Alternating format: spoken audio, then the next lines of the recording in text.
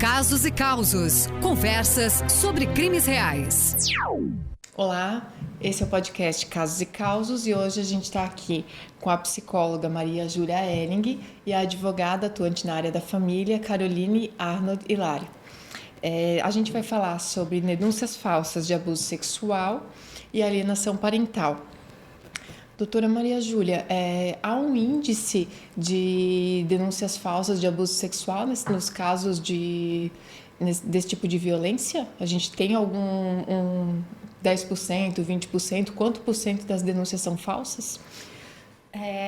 Houve há um ano, cerca de um ano, 2 anos, uma estimativa levantada por profissionais que atuam numa das comarcas do Rio de Janeiro, onde foi apontado que um número alarmante de mais de 70% de denúncias eram falsas. Nossa. Então, esses números não foram confirmados, a gente não traz como uma estatística real, porque existe só uma estimativa desses valores.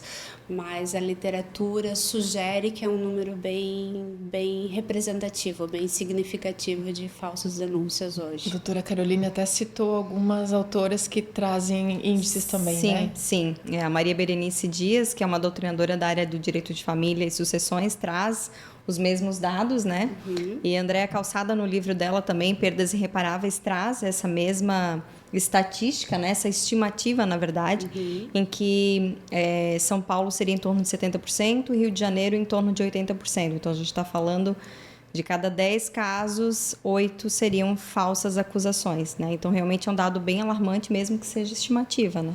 Isso, mesmo que é uma violência absurda, mas então, pelo que estamos presumindo, né, desses dados, a imensa maioria não aconteceu, né? Então, tem réus presos por crimes que não cometeram, né? Que não cometeram, exatamente. A gente costuma comentar que, para iniciar, né, eu até queria agradecer o convite, fiquei muito honrada com o convite de participar do podcast. E a gente sempre vem para cá pensando como começar, né? Como se começa uma palestra, como começar Sim. a falar de um assunto desse. E quando me veio o convite, o assunto era falsas acusações e alienação parental, primeiramente eu pensei, nossa, requer muita coragem nos tempos de hoje para falar sobre alienação parental, porque é um tema em que os próprios operadores do direito, os próprios psicólogos, e a Maria Júlia está aqui, né, para não me deixar mentir, né, Maria Júlia? Mas as pessoas já têm receio para falar sobre um assunto, né? Muito já se discutiu sobre a Lei 12.312 de 2010, que é a Lei da Alienação Parental, sobre revogar ou não revogar. Então, se a gente parar para pensar, a alienação parental ela já existe há muito tempo, ela sempre existiu, né? Não é por menos que a gente tem o próprio... nós temos na mitologia grega a questão de Medeia, né? Que foi apaixonada por Fasão, casou-se com ele e acabou enforcando os 2 filhos, entregando para ele esses 2 filhos para que ele entregasse, então, entregou para a amante, para o marido, dizendo, olha, tá aqui, né? Tá aqui o prêmio, é isso que aconteceu, foi isso que tu fez. Então, desde a mitologia grega, então sempre existiu, né? A gente sempre percebeu isso. E por que é tão difícil falar disso? Eu costumo dizer que a lei ela acaba sendo revogada de forma tácita, porque as pessoas evitam falar do assunto, uma porque psicólogos acabam também se sujeitando muitas vezes a representações, advogados também, porque é um assunto difícil, é um assunto delicado, né? Falar de situações que envolvem o psicológico de crianças que são vítimas, né, na mão de pais e mães que acabam deturpando aí o poder familiar que tem sobre esses filhos e criando falsas memórias, né, nessas crianças. Então, realmente, o assunto é muito delicado, requer coragem. Eu, desde já, parabenizo vocês pela escolha do tema. Obrigada, gente. Eu não sei tu, Ricardo, mas uma vez eu fiz uma pesquisa e Blumenau só tinha um caso. Na nossa região era Blumenau e só tinha um caso de condenação de uma mãe por conta de alienação parental, no caso de uma denúncia falsa. E outro fator, né, Carolina, até em processo que a gente trabalhou juntas, é que esses pais enfrentam por anos o tramitar desse processo de uma condenação pesadíssima, né? E aí, enquanto o processo tramita, eles perdem o contato com com o filho, né? Ou, enfim, o familiar ali por conta vítima, da suspensão, né? Tido da como suspensão. vítima, e aí perde os laços. E depois, para recuperar esses laços, quando possível, eles já esgotaram todas as forças. A gente tem um caso bem específico, né, Carol, com relação nesse tema, que o pai acabou com a vida dele, assim, numa depressão imensa. E disse assim, não tenho mais forças para lutar, para retomar o convívio com a minha filha. E aí isso desanimou a gente enquanto profissional, porque a gente queria que aquilo acontecesse depois de ver tanta injustiça sendo cometida assim, né, foram quase 8 anos, ele foi absolvido em todas as instâncias, ele foi absolvido sempre. E civilmente, né, a gente não conseguiu retomar os laços, retomar as visitas, e aquilo foi perdido, assim. Então, é muito triste, apesar de tudo, de todos os esforços e das vitórias judiciais, o convívio, o laço, a gente não conseguiu retomar. Eu não sei se o trauma, conseguiu. né? Se tu já passou por alguma situação, se tu já teve algum processo, ouviu, né, alguma condenação. Inicialmente, um bom dia, boa tarde, boa noite para quem nos assiste. Uma saudação aqui à doutora Edileia, à doutora Caroline, à doutora Maria Júlia, que conheço ela de longa data, né? Então, é um tema bem... 2 temas, na verdade, distintos, mas eles se interligam, né? Sim. Tanto a alienação parental quanto falsas denúncias envolvendo questões sexuais, principalmente, geralmente eles estão interligados, né? E são temas sensíveis, claro, né? Boa parte envolve uma criança, um filho, né? E o litígio entre os pais, padrastos, enfim, né? E eu vejo, assim, na prática da advocacia, inclusive estou com um caso agora bem recente, a mãe, de todas as formas, ela até hoje ela não admite a separação do casal, ela não admite, e ela está fazendo de tudo, isso é nítido dentro do processo, só que, claro, como o processo judicial demora, né, mas é nítido que ela está fazendo de tudo para evitar que o pai tenha contato com a filha, né? Fez já 2 denúncias de abuso sexual, assim, denúncias absurdas, né? Assim, datas, fatos, mas numa delas, na segunda, né? Até para preservar a proteção da criança, ele agora não pode mais nem pegar a filha, né? E isso está demorando, ele está sendo assistido pela Defensoria Pública, não menosprezando a Defensoria Pública, obviamente, mas que é a demanda do trabalho, né? E os prazos são maiores. E os prazos são maiores também, e ele em cima querendo lutar, ele disse para mim, doutor, eu só quero ficar com a minha filha. Né? Novamente a suspensão da convivência. Exatamente, né? E ele está ali lutando, está respondendo 2 inquéritos policiais, que a própria polícia já viu, isso aqui não tem fundamento, né? E ele está lutando, sofrendo, e eu já falei para ele, não vou citar o nome, né? Mas já falei para ele, olha, isso vai se arrastar por um longo tempo, né? Agora foi feito estudo social, vai ser iniciado, sabe, assim, uma demanda que ele está lá lutando para poder ter um contato com a filha, né? E cada vez mais separado. É o que retomo sua fala, né, doutora? Quando a Andréia Calçado nos traz com muita pertinência o nome do livro dela, Perdas Irreparáveis. Né? E as Medeias, né, doutora? A gente tem as Medeias contemporâneas, que ainda estão partindo os filhos ou né, matando, porque tem a morte simbólica, né? Não precisa a gente considerar a coisa, o objeto tão assim, concreto, mas o que é feito hoje em nome...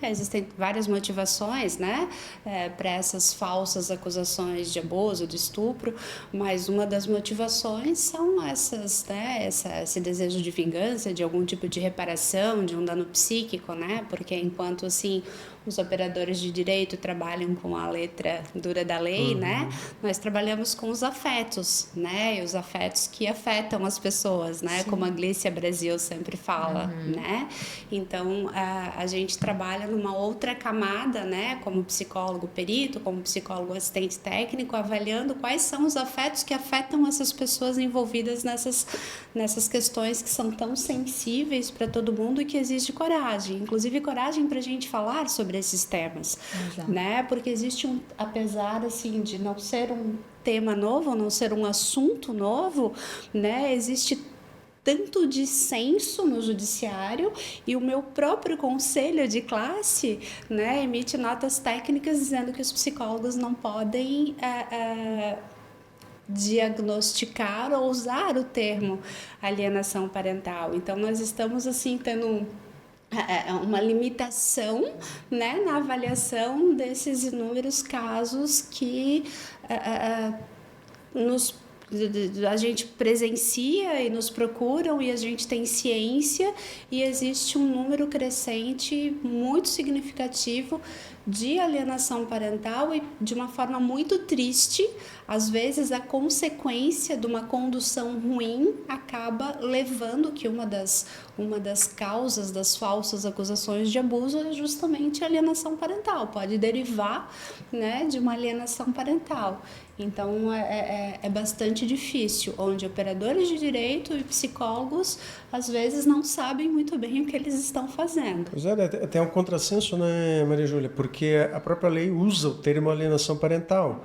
E, pelo que está dizendo, vocês não podem usar essa expressão, essa concluir. Existe um cerceamento, né, do uso. Pois a gente tem que ter como é muito que fica, cuidado, né, para usar assim, né, poder chegar onde a gente precisa para mostrar e para legitimar aqueles atos de alienação parental, com muito cuidado para não estar infringindo nenhuma, né, nenhum pressuposto do nosso próprio trabalho. Uhum. Se isso para a gente é difícil, eu imagino para os operadores de direito. Exato. Até porque todo o sistema, né, o advogado sabe disso, a própria, quando inicia a investigação de uma alienação parental ou até mesmo de um abuso sexual, há sempre o sistema, ele é assim, a proteção, claro, por questões óbvias da criança, da suposta vítima, obviamente que tem que, mas assim, é difícil você trabalhar contra o próprio judiciário, ele não é que ele protege mais a vítima, claro que a vítima tem que ter proteção, obviamente, mas levando em consideração e tem que tomar cuidado com as palavras, né? Essa ideia de que ali há uma presunção de que houve uma violência, para trabalhar isso ao contrário é difícil, né? Parece que é difícil, né? Inclusive o professor Serafim, ele sempre nos traz que uma criança, um comparativo da criança que sofreu abuso e aquela que não sofreu abuso. A partir da avaliação dos sinais e sintomas psicopatológicos, dificilmente a gente vai conseguir fazer a distinção. Então, é bastante difícil isso, porque aquela criança que foi influenciada, que acredita, né, que passou efetivamente por situações de abuso, ela vai manifestar os mesmos sinais e sintomas daquela criança que efetivamente foi abusada. É muito difícil lidar com isso, até mesmo para a gente na psicologia. Sim, isso é assustador, né? É assustador, como a gente estava conversando antes, pensar que uma mãe ou, né, alguém, um tutor responsável por uma criança, sabendo que aquilo não ocorreu, vai submeter essa suposta vítima a esse trauma, a troco de quê, né? Essa era uma pergunta que eu não sei se vocês sabem responder ou não, ou se podem nos ajudar, até para os operadores do direito que venham a nos assistir, se tem algum elemento, algum indício, né, que a gente possa verificar num processo, numa eventual denúncia, de que aquilo pode ser falso. Existem coisas que você já olha e observa, isso aqui é um sinal, isso aqui pode ser um sinal. Tem, né, algum norte para que os operadores do direito foquem? Uhum. É difícil focar num aspecto específico. É sempre assim, o conjunto da ópera, né? É sempre um conjunto de elementos, e hoje a gente tem a psicologia do testemunho que nos ajuda a verificar desde a credibilidade, né, dos testemunhos que são dados até a análise daquela criança ou da declaração daquela criança, né? porque tem relatos, por exemplo, a questão da avaliação da fase do desenvolvimento que aquela criança se encontra. Às vezes, as narrativas, os discursos que a gente encontra nos documentos não é compatível, né? Então, tem muito, assim, essa questão de uma análise que, às vezes, ela é deixada de lado, ela é deixada, assim, se preocupa muito para configurar, para justificar aquilo que está sendo trazido, mas não se avalia se a criança tem maturidade. Raramente nos documentos que nós encontramos, tanto num inquérito quanto num processo, tem uma análise feita por qualquer profissional sobre a capacidade do desenvolvimento maturacional. E a gente tem Piaget, Vygotsky, Vallon, vários autores que podem nos dar uma ideia da compatibilidade daquele discurso, que é uma das primeiras coisas que particularmente eu avalio, né? E o quanto aquela criança pode estar sendo influenciada por um meio, qual é a motivação. De novo, eu retomo para os afetos que nos afetam, né? Então, assim, tem características da personalidade que já vão se desenhando desde muito cedo, embora ainda não estejam totalmente estabelecidas de uma criança ou num adolescente, mas que também podem nos falar muito sobre isso. A condução, né, de como foi colhido aquele material, quem que está falando o quê, né, e todos esses, assim, vieses e heurísticas que aparecem nas falas e nessas narrativas. Então, esse é o cuidado que a gente tem ao analisar um material desse e às vezes realmente é muito delicado, requer um olhar, assim, muito da psicologia sobre esse material todo, né? É bem complicado, né? É bem complicado. É porque é muito complexo, né? E assim, quando a doutora Edileia comentou ali, né, o porquê que uma pessoa, né, o que faz uma mãe, enfim, aquele que tem a autoridade sobre a criança, né? Porque assim, fala-se muito na grande maioria dos casos e que a mãe que detém a guarda é que acaba cometendo.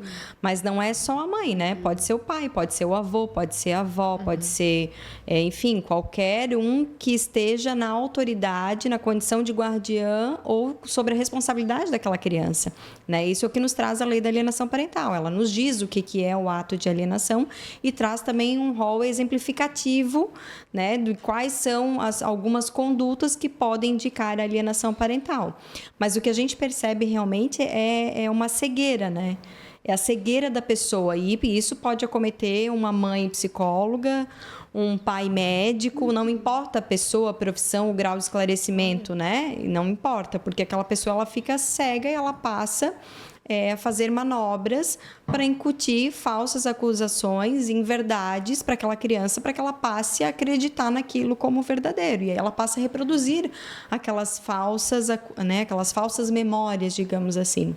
E dentro de um rol exemplificativo que a lei traz, a gente tem, por exemplo, alteração de domicílio com muita frequência, sem nenhuma justificativa, né? Impedir o contato com o outro genitor, às vezes por meio telefônico, às vezes por uma videochamada, né? E impedir, principalmente, a questão da convivência regulamentada judicialmente. Então, fica sempre criando empecilhos para que aquela convivência não aconteça, né? Então, sim, são diversas formas. Claro que o rol é exemplificativo, então existem outras maneiras que a lei não nos traz e que é possível também declarar. Mas o que a gente percebe, assim, né? O que nós, operadores, percebemos, e a psicologia também, acredito que sim, é uma resistência do judiciário, muitas vezes, não via de regra, mas muitas vezes em aplicar a lei da alienação parental, porque ela traz também formas de coibir, né? E aí vai desde uma advertência para aquele genitor alienador, até multas, até mesmo a inversão da guarda. Então, uma situação que eu vivenciei num processo que foi muito interessante, que resolveu quando o juiz disse, ok, então vou advertir o genitor alienador de que, se continuar obstruindo, impedindo o contato, a convivência, então nos finais de semana da convivência conforme estabelecido, então nós vamos passar a inverter a obrigação de levar e trazer essa criança. E aí, simplesmente a partir daquele momento, com a advertência e, né, com isso tudo que veio na decisão judicial, não tivemos mais nenhum problema no processo. Então, são diversas situações que a gente enfrenta no dia a dia, mas a resistência do judiciário também, porque, na grande maioria das vezes, a melhor forma de coibir é a inversão da guarda, e a gente sabe da resistência do judiciário em inverter uma guarda, porque a gente sabe também que acaba acarretando problemas psicológicos e de toda a ordem para uma criança e para adolescente que já está acostumado, ambientado anos, né, naquela família, naquela forma, naquele dia a dia, com a sua rotina, em ter que mudar isso realmente vai trazer problema. E aí a gente vive esse paradoxo. O que é menos gravoso para essa criança? Alterar essa guarda e tirar ela do meio que ela já está acostumada, ambientada, e deixar ela com o genitor alienador, ou retirar ela desse genitor alienador e inverter tudo isso, né? Então, eu acredito que é um paradoxo muito difícil que o judiciário tem de enfrentar, e aí, ao declarar uma alienação parental, porque ela é uma ação na parte civil, uma ação declaratória, ela pode ser iniciada de forma incidental no processo, né, em qualquer fase do processo, tanto em autos apartados como no próprio processo civil de uma disputa de alteração de guarda, por exemplo, mas a dificuldade é justamente essa que a gente vê, é o paradoxo que o juiz enfrenta e tem de enfrentar em decidir para um lado ou para o outro. Só que o mais importante que a gente precisa ter em mente é isso que a Maria Júlia comentou, é a questão do afeto. Porque hoje o que mais importa no direito das famílias é o afeto, né? O afeto que nos afeta. E como que nós vamos propiciar um vínculo, né, de afinidade, de afetividade com o genitor que está sendo alienado, para que ele amplie a afetividade com o seu filho, que seja criança ou adolescente, se ele está com o seu direito de convivência suspenso, né? E muitas vezes isso leva anos, porque é um processo, a gente sabe, da morosidade que tem, das perícias que envolve, de todo um contraditório, e por vezes fica ceifado por anos da convivência com esse filho ou com essa filha. E se isso inicia o processo na tenridade e o processo perdura ali 3, 4, 5, 6, 8 anos às vezes, dependendo do número de recursos e tudo o que acontece no decorrer de um processo e perícias, a gente está falando às vezes de uma criança que inicia um processo com 2, 3 anos e que chega lá aos 10, 12, né? Quem que é o genitor alienador para essa criança depois desse tempo, que durante todos esses anos ficou sem contato nenhum com esse genitor e que foi incutido na cabecinha dessa criança de que aquele pai, por exemplo, é um monstro na vida dela e que fez maldade com ela. Essa criança vai ter verdadeira aversão desse genitor alienador. Como recuperar essa convivência, né? E aí foi muito feliz o nome do livro, de Perdas Irreparáveis, porque de fato é irreparável, não tem como recuperar essa convivência perdida, né? Não tem como recuperar. E como recuperar esse vínculo? Por isso que é muito importante o cuidado na questão da suspensão da convivência. Então, hoje já se tem em mente, a Glícia Brasil fala muito isso também, de não suspender de imediato a convivência, de ouvir essa criança, esse adolescente, né? Tomar um depoimento especializado com profissionais peritos no assunto, que entendam de alienação parental, para poder escutar essa criança, esse adolescente, porque muitas vezes elas tomam às vezes as dores daquele genitor alienador, né? Tem uma história, acho que até a Glícia que conta, de uma criança que o pai estava cobrando o aluguel do imóvel, e aí a criança se sentiu na condição, era um menino, se sentiu na condição de proteger essa mãe. Então, depois de muita escuta, de muitos depoimentos, é que a Glícia, que à época estava tomando o depoimento do menino, conseguiu entender e compreender com desenhos e toda a perícia que foi feita, de que esse menino, na verdade, estava tentando proteger essa mãe, dizendo, olha, minha mãe não tem casa, ela não tem para onde ir, o meu pai está cobrando o aluguel dela e eu preciso proteger a minha mãe. E ele era só um menino. Né? Então, a gente tem essas histórias todos os dias no judiciário, infelizmente. Então, doutora Caroline, doutora Maria Júlia, a alienação parental ela sempre existiu, né? Talvez com outras nomenclaturas, mas tem algum fator, alguma coisa que possa justificar esse aumento de denúncias de alienação parental? Existe algum fator, né, por que isso está bastante em evidência? Claro, tem a lei, que ela querendo ou não, ela é um pouco recente, né? Mas tem algum fator social que levou a desencadear esse número mais elevado de denúncias de alienação parental? Algumas doutrinas jurídicas atribuem ao fato de que nós tivemos uma inversão de valores sociais a partir do momento que a mulher passou a ingressar no mercado de trabalho e automaticamente os pais, então, passaram também a contribuir com a parentalidade, né, de uma forma muito mais ativa, muito mais participativa, uma coparentalidade responsável, né, e a gente vê realmente pais, né, me referindo aqui à figura paterna, daquele que busca cuidar do seu filho, criar e educar tanto quanto a mãe, que é aquela que desempenha o papel de mãe, de querer participar ativamente da vida desse filho, né? E por isso a gente teve uma mudança de paradigma também no direito das famílias, porque não se fala mais hoje em direito de visita. Pai ou mãe não pode ser visita na vida do filho, né? Tem que ter uma convivência da forma mais harmoniosa possível, da forma mais equilibrada possível com esse filho. E aí eu acredito que foi talvez nesse momento que nós tivemos, né, dessa ida da mulher para o mercado de trabalho, dessa inversão de valores, em que os pais passaram a procurar participar de uma forma mais ativa, é que começaram a haver as disputas de papéis. E ali, talvez, né, alguns doutrinadores identificam que talvez nesse momento a gente comece a identificar, por conta dos conflitos, dessas disputas, né, de figuras parentais, até porque muitas vezes acabam tomando a criança como uma moeda de troca nisso. E aí a gente passou a identificar, então, esses atos como alienadores. Voltando, né, sempre retomando a questão das perdas, né, irreparáveis, que eu acho que a gente vai retomar esse título hoje inúmeras vezes, né, e a sugestão da Glícia, como a doutora Caroline falou, da não interrupção do convívio, né, é onde emerge a questão da coparentalidade. É um conceito muito querido para a gente, né, na psicologia, que é ok, nós temos um problema, como é que a gente vai lidar,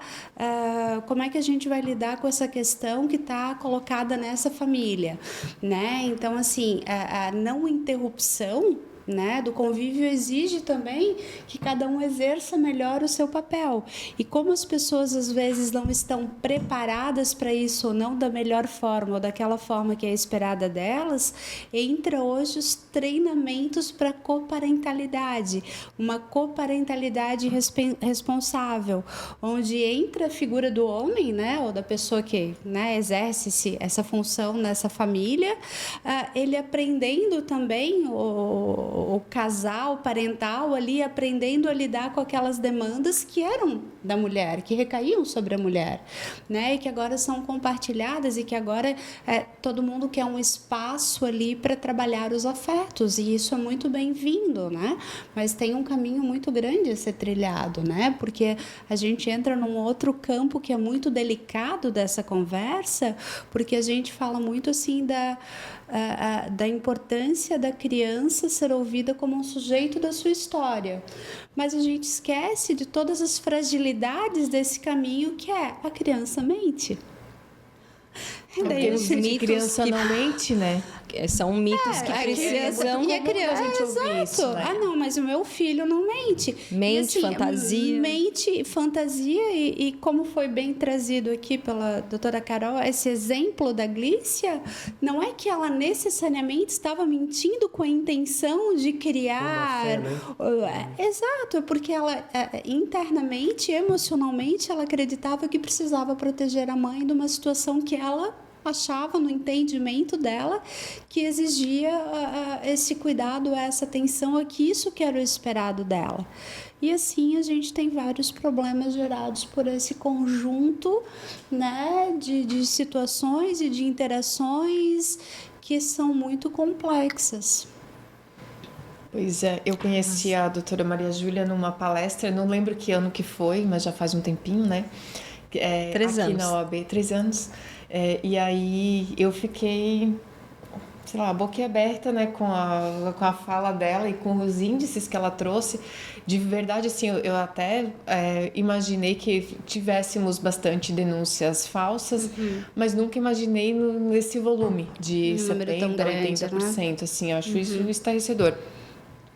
Mas aí eu acho importante, nós que atuamos na área criminal, destacar sempre a importância do assistente técnico nesses processos. Porque nós, enquanto advogados, juízes, promotores, nós entendemos daquilo que estudamos, né? E aí nós não temos competência, né, conhecimento técnico para dizer, para aferir isso, como a doutora disse, né? Como falou, a forma como, a idade, as palavras, enfim. Então, desde então, em todos os meus processos, eu lhe chamo ao tento, né? E essa ajuda é valiosíssima, assim, eu vejo... Faz diferença, né? Muita, assim, tanto nos resultados como no andamento dos processos, porque, de fato, a gente tinha, agora não mais, mas antes a gente tinha o psicólogo forense que avaliava, hoje a gente tem outros, né? A escuta especializada, enfim... Mas nem sempre os profissionais que realizam esses atos são altamente capacitados, então, ou fazem da forma devida, e aí o prejuízo é sempre do réu, né? A gente já está acostumado a falar isso aqui, a gente vive repetindo que o réu está sempre, né? Tá sempre em prejuízo, a gente entra perdendo em tudo, né? Mas o assistente técnico é uma ferramenta valiosíssima para que a gente vá mudando isso. Então é bom que os operadores do direito saibam que tem essa possibilidade, que tem essa ajuda aí para contar, tanto para ser ouvido em audiência, para esclarecer os laudos, enfim, para que todo mundo possa, para que quem deva, né, promotor, juiz, para que a gente chegue, né, sempre no melhor resultado possível, tanto para acusado quanto para vítima, né, porque são dados alarmantes. Acho que a gente tem que ficar esperto com relação a isso, para que não... E não cabe muito erro, né, doutora, porque são vidas, né? Sim, são vidas. Sim. E o que... Agradeço a sua fala. E, assim, o que eu percebo na minha prática hoje, assim, né, e hoje ela é muito robusta no que diz respeito às falsas acusações de abuso, de estupro, né, uma tendência, assim, a não considerar várias etapas, né, das avaliações que acontecem, tanto, né, vocês têm mais expertise e competência para falar dessas fases processuais, pré-processuais, né, a dificuldade, às vezes, assim, de contestar documentos que já passaram muito tempo daquele momento que a gente entra, né, para poder oferecer ali produzir alguma contraprova ou avaliar a qualidade dos materiais já apresentados. E isso eu acredito que causa muitos danos para as pessoas envolvidas, para todas as pessoas envolvidas, né? Não só aquela que está respondendo como réu um processo, mas, assim, para poder, assim, trazer uma verdade que nem sempre é a verdade jurídica e que a verdade da psicologia é diferente da verdade do direito, e a gente conseguir ter um consenso mínimo, né, para poder, assim, oferecer de subsídio para tomadas de decisões que são muito importantes para a vida das pessoas, né? É um tema muito... A qualidade da prova, né? E, de fato, o inquérito policial, ele muitas vezes demora, aí até oferecer a denúncia, até marcar uma audiência, até contratar um profissional, isso pode levar anos, né? E aí, isso, quanto antes, né, ter um profissional que acompanhe, tanto seja processo criminal quanto civil, melhor, né? Porque já tem um acompanhamento desde o início, né? E o que eu, como profissional, que me preocupa muito é exatamente isso, a fala da doutora Maria. A questão, por exemplo, do inquérito policial. Eu ainda ontem, eu acompanhei um interrogatório de um avô, nem um avô, ele é marido da avó. E há uma rixa entre a família, né? Um processo aqui da comarca aqui perto, uma rixa entre a família, questão de pensão e tal, enfim. E aí a mãe fez uma denúncia dizendo que a menina, a filha dela, teria sido abusada pelo... Não é avô, né? É avô de criação, na verdade. E ele ontem chorou, disse, não, jamais, enfim, o depoimento dele.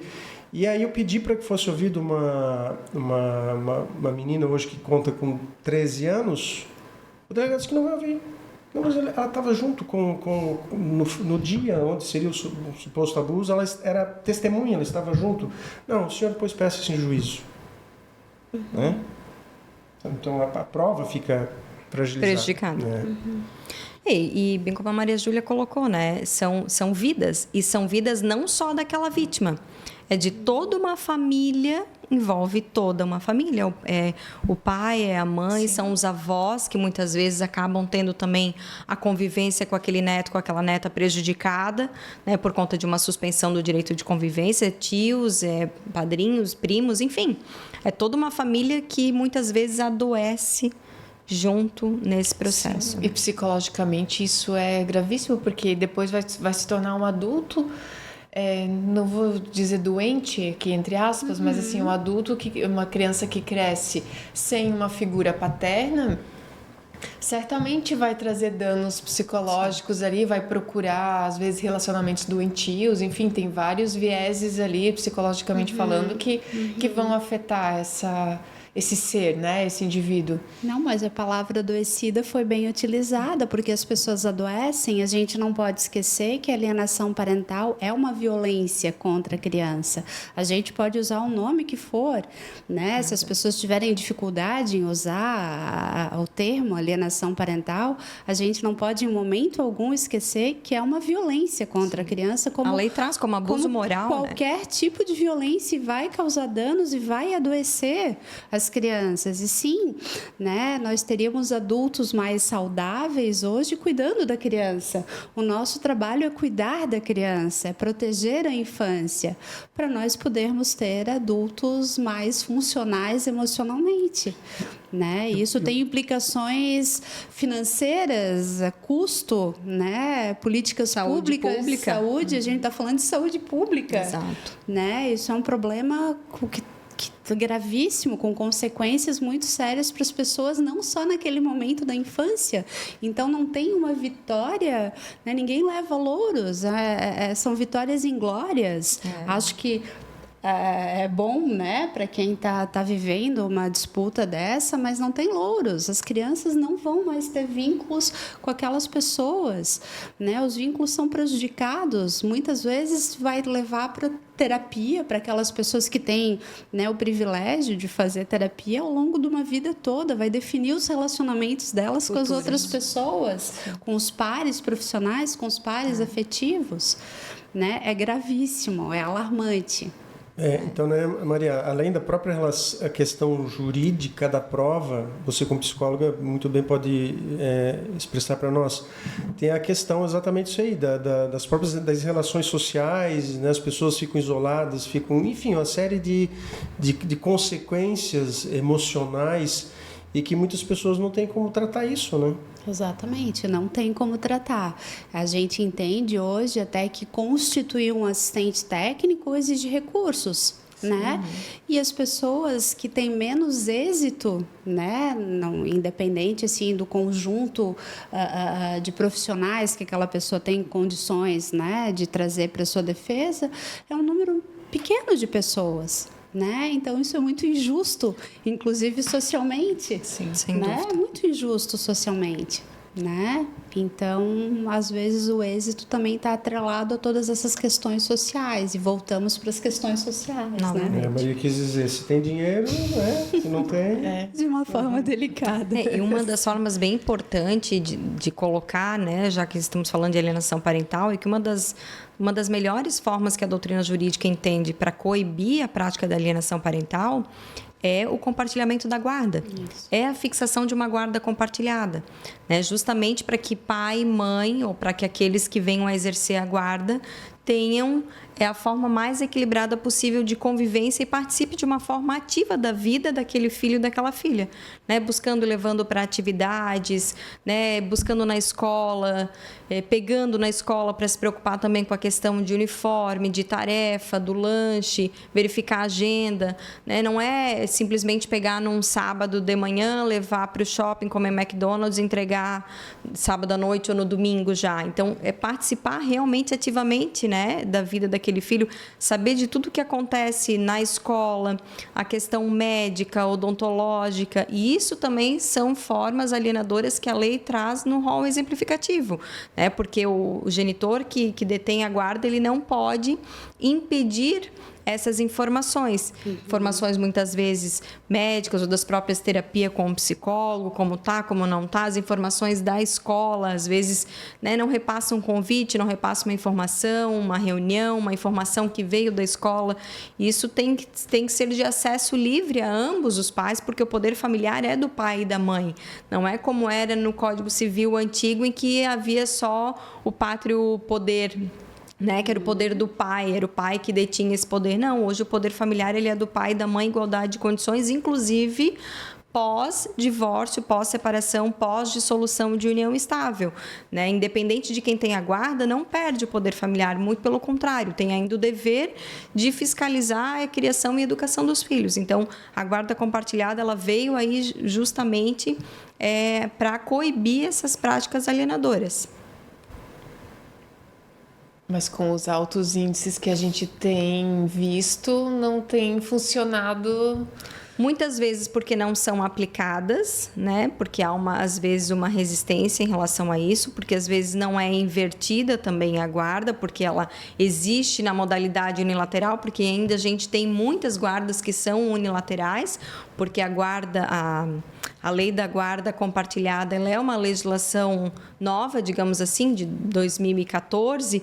Né? Nós tivemos a lei que propriamente veio colocando a guarda compartilhada como regra numa eventual disputa, ainda que haja animosidade num processo entre o pai e a mãe, ela deve ser aplicada como regra, mas a gente tem ainda muitas situações, muitas famílias que vivenciam a guarda unilateral, né? De anos atrás que ficaram. Então, nessas situações em que se verifica a prática da alienação parental, é que o magistrado deve, sim, quando identificar práticas alienadoras, se fazer valer da lei e inverter para a guarda compartilhada, né? Para que essa modalidade, tendo uma participação cada vez mais ativa do pai e da mãe na vida do filho, isso acaba coibindo essas práticas alienadoras, porque a criança não vai ficar na maior parte do tempo com aquele único genitor, né? Em que vai ter o filho 2 finais de semana num mês inteiro, ou seja, 4 dias num mês de 30 dias. A ideia é que a convivência seja da forma mais equilibrada possível. Isso é muito importante. E isso nós conseguimos, na prática, estabelecer mediante um plano de coparentalidade responsável. Então, a gente faz um plano de parentalidade entre aquele pai, aquela mãe, né, para estabelecer de que forma, quem vai buscar, quem vai levar, quem vai ficar com o filho em qual período, né, quem vai buscar na atividade extracurricular ou na escola, quem vai ser responsável por levar no médico, qual que vai ser o médico responsável, enfim. Esse plano de parentalidade, de coparentalidade responsável, ele tende também a diminuir essas práticas alienadoras. E isso tudo remete novamente a uma avaliação psicológica pericial bem conduzida, porque o profissional que tem a expertise para avaliar e pontuar e legitimar e corroborar esses atos é o psicólogo perito. Então, numa perícia bem conduzida, né, poderia dar subsídios, né, seguros ou minimamente desejáveis, né, para uma tomada de decisão em juízo. E pronto. Né? Eu acho que se a gente conseguisse garantir, né, perícias, né, que pudessem fazer aquilo que se espera delas, né, nós poderíamos oferecer de volta para vocês, né, advogados, promotores, juízes, capacidade, né, de discernimento e de uma tomada melhor de decisão. É por isso que essa é a nossa briga, essa é a nossa luta por um trabalho, né, que possa realmente se prestar para aquilo que é prerrogativa da psicologia. Que é a prerrogativa da psicologia. Também fazer diagnóstico. Voltamos para psicologia. Para fazer diferença, né? Porque eu lembro, agora não mais, mas quando as crianças eram as vítimas, né, eram avaliadas por psicólogos forenses, a gente via muitos laudos com entrevistas de 15 minutos, concluindo pela aconteceu ou não aconteceu, que foi o caso que eu falei antes no nosso offline aqui, de várias denúncias contra psicólogos, né? Por conta... eu lembro da Sandra Bacara, que nos orientou num processo e nos disse que não tem como alguém que não construiu ainda, ouvindo uma conversa de 15, 30 minutos... a vítima vai criar um rapport. Não tem vínculo de confiança. Vai confiar e vai narrar aquilo. E eu vou dizer, não, pelos elementos, aconteceu. Então, isso é muito difícil, né? Às vezes essa vítima nunca vai ter essa confiança em alguém, ou se vier a ter, isso leva um tempo, né? Isso exige requisitos para que isso aconteça, se vier a acontecer, né? Que imagino que tem algumas que nunca vão falar, a Carol até citou antes, que alguns são por desenho, então, enfim, tem que ter um feeling para poder conseguir. E às vezes é um conjunto isso. de informações, né? Sim.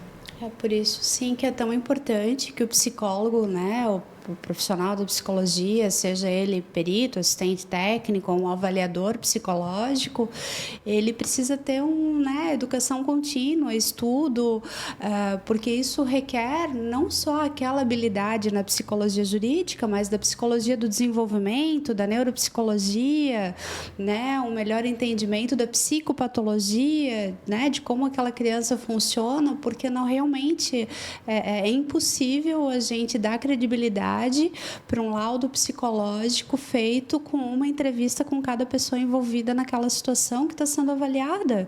É impossível, não tem fórmula mágica, não tem atalho.